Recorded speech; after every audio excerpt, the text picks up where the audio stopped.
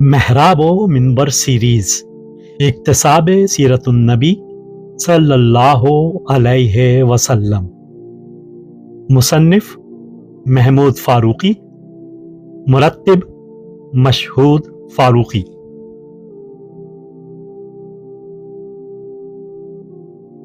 آٹھواں حصہ ہجرت و غزوات اور قیام ریاست اسلامی، مصنف محمود فاروقی، مرتب مشہود فاروقی۔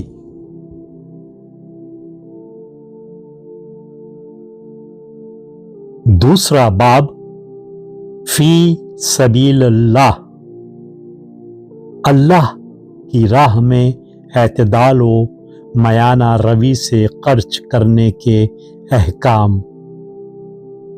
تحریر محمود فاروقی، آواز و پیشکش مشہود فاروقی۔ مدینہ میں اسلام کا جو نظام اجتماعی برپا ہوا تھا، اس نے ملکیت کے ایک تصور کو دنیا سے روشناس کرا دیا تھا۔ صدیوں سے جو نظام بادشاہت قائم تھا، اس میں بادشاہ مالک الملک سمجھا جاتا تھا۔ رعایا کے اموال و مساکن گو ان کے تصرف میں رہتے تھے، مگر عقیدہ یہی تھا کہ ان سب کا مالک حکمران وقت ہے۔ وہ جس کو چاہے جائیداد، زمین اور مال عطا کر دے، اور جس سے چاہے اس کا سب کچھ چھین لے۔ اس کا یہ حق ایک تسلیم شدہ قانون تھا، جس کے خلاف کوئی چارہ جوئی کی جا سکتی تھی، نہ کسی کے پاس اس کی اپیل ہو سکتی تھی۔ لوگ بادشاہ کا دیا کھاتے تھے اور پہنتے تھے، اور اس کی بے چوں چرا اطاعت کرتے تھے۔ مگر جب اسلامی معاشرہ وجود میں آیا تو ملکیت کا یہ تصور سرے سے بدل گیا۔ اسلام کے بنیادی عقیدے توحید کی روح سے اللہ صرف خالق ہی نہیں، بلکہ وہ انسانوں کا رب بھی ہے اور ان کا مالک بھی۔ انسان اور اس کے زیر تصرف تمام تر اشیاء صرف اللہ ہی کی ملکیت ہیں، جو انسان کو بطور امانت دی جاتی ہیں، اور ان کا باقاعدہ حساب کتاب رہتا ہے کہ کس کو کیا کچھ دیا گیا اور اس نے ان کو کس کس طرح استعمال کیا۔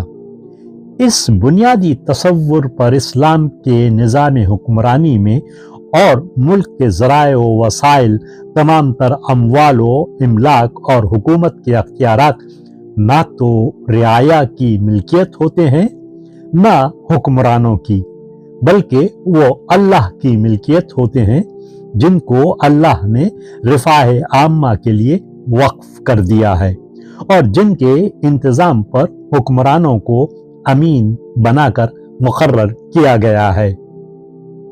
سورہ توبہ میں یہودیوں پر قرآن نے یہی تنقید کی ہے کہ وہ لوگوں کے اموال ناجائز طور پر کھا جاتے ہیں۔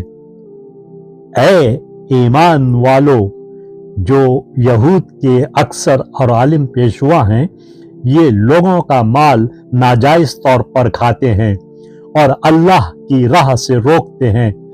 اب جو لوگ سونا چاندی جمع کریں اور اسے اللہ کی راہ میں خرچ نہ کریں، تو انہیں تم دردناک عذاب کی خوشخبری سنا دو۔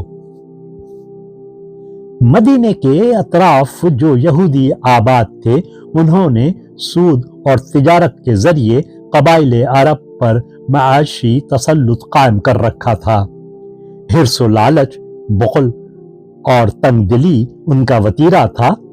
غیر تو غیر، وہ اپنوں کو بھی روپے پیسے کے معاملے میں دھوکہ دیتے تھے، ان کی حق تلفی کرنے سے باز نہیں آتے تھے، یہاں تک کہ جو صدقات و خیرات وہ اللہ کے نام سے جمع کرتے تھے، اس میں تغلب و تصرف کرتے رہتے تھے، اور اہل خیر جس غرض کے لیے ان کو روپیہ دیتے تھے وہ اس پر خرچ کرنے کے بجائے اسے اپنا ذاتی مال بنا لیتے تھے، اور اس طرح لوگوں کو مقاصد الہی پر لانے کے بجائے الٹے سد راہ بن جاتے تھے۔ یہودیوں کی یہ دراز دستیاں سب پر اچھی طرح واضح تھیں۔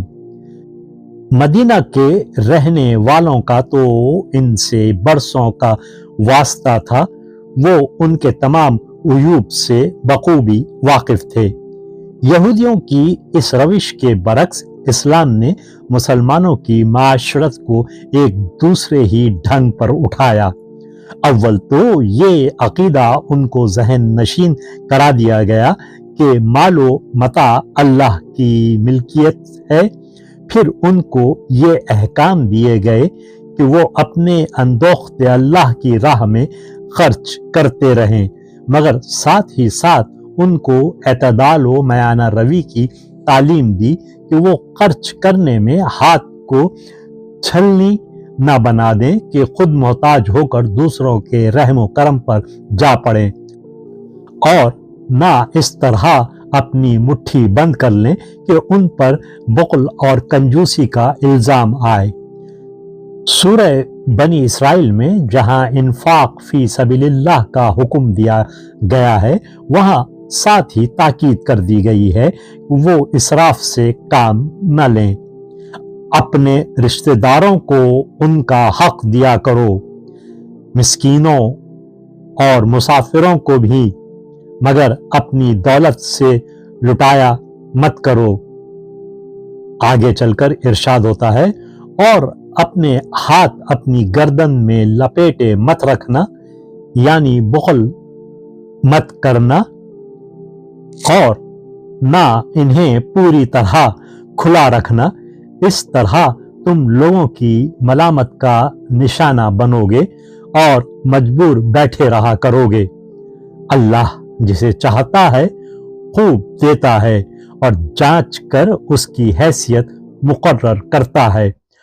وہ اپنے بندوں کے احوال اچھی طرح جانتا پہچانتا ہے۔ مدینہ میں رسول اللہ کی تعلیم و تربیت اور آپ کے عملی نمونے نے لوگوں کو اعتدال و میانہ روی کا سلیقہ سکھا دیا تھا کہ مدینہ کے لوگ نہ بخیل اور نہ کنجوس تھے اور نہ مصرف و فضول خرچ، ہر ایک کے حقوق کی پاسداری کرتے تھے، مگر حد اعتدال میں رہ کر۔ ان کو یہ احساس برابر رہتا تھا کہ یہ مال و متاع ان کی اپنی ملکیت تو ہے نہیں کہ جس طرح جی میں آئے خرچ کرتے رہیں اور جیسا چاہیں ذخیرہ کرتے رہیں۔ یہ اللہ کا مال تھا اور وہ اللہ کے خادم تھے۔ مالک نے جتنا دوسروں کو دینے کے لیے کہا اتنا دوسروں کو دے دیا، اور جتنا خود اپنے لیے خرچ کرنے کی اجازت دی اتنا ہی اپنی ذات پر خرچ کیا۔ اور وہ لوگ جب خرچ کرتے ہیں تو نہ بے محابہ نہ تنگی کے ساتھ بلکہ مناسب درمیانی راہ اختیار کرتے ہیں جو ثبات بخش ہو۔ یہ احکام و ہدایات تو عام اور معمولی حالات کے لیے تھے، مگر ہنگامی اور غیر معمولی حالات میں دوسرے احکامات دیے گئے ہیں جس میں زیادہ سے زیادہ خرچ کرنے اور ایثار و قربانی سے کام لینے کی ہدایت کی گئی، جیسا کہ سورہ بقرہ میں ہے، وہ تم سے دریافت کرتے ہیں کہ کیا کچھ خرچ کر ڈالیں، کہہ دو جو ضرورت سے زائد ہو۔ اللہ تعالیٰ اس طرح اپنی آیات ان لوگوں کے لیے کھول کھول کر بیان فرماتا ہے جو غور و فکر کے اہل ہیں۔ یہی وجہ ہے کہ جب مدینہ خطرات میں گھرا ہوا تھا اور چاروں طرف سے مخالفوں اور دشمنوں نے یلغار کر رکھی تھی، اصحاب رسول نے اپنے گھر کا تمام تر اثاثہ لا کر ڈھیر کر دیا۔ किसी के पास अगर एक रस्सी का टुकड़ा था तो वो भी ले आया, और किसी के पास 1000 शुत्र बार था तो वो भी नजर कर दिया। और जब दीन की कश्ती इस गिरदाब से निकल आई और अल्लाह ने अपने वफादारों पर फजलो इनाम की बारिश कर दी, तो रसूल अल्लाह सल्लल्लाहु अलैहि वसल्लम और आपके जानशीनों ने लोगों को इतना कुछ दिया कि कोई किसी का मोहताज ना रहा। वीडियो देखने के बाद चैनल को सब्सक्राइब करना ना भूलें और ताज़ा तरीन अपडेट्स के लिए घंटी के बटन को ज़रूर दबाएं ताकि हमारे मुनफरिद और पुरअसर पैगामात आप तक पहुंचते रहें। और अगर लाइक करें तो अपने दोस्तों के साथ शेयर करें। शुक्रिया।